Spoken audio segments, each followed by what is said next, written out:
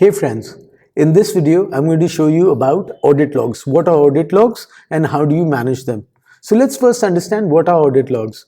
Whenever you actually work on the admin panel, all those things, all the changes that you're making, all the pages you're visiting, all those things are logged. So let's say you've got multiple team members working on your product, working on your admin panel. All those things will be logged into the audit log so that you can go back into the time and see what changes have you made.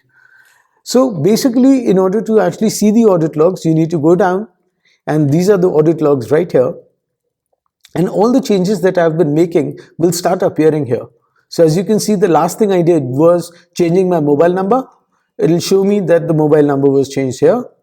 Then what I did was, all these audit logs, let's say I come into user profile updated, it's going to show me exactly what the user profile that I updated it to, my order was updated.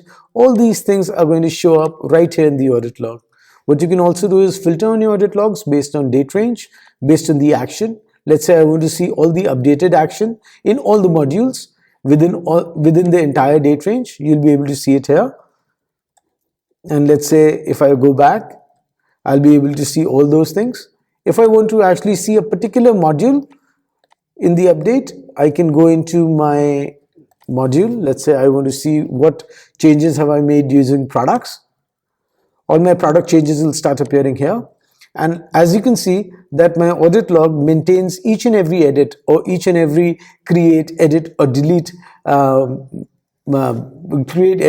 actions right here from the audit log, and you'll be able to go into time and look into that. Thank you.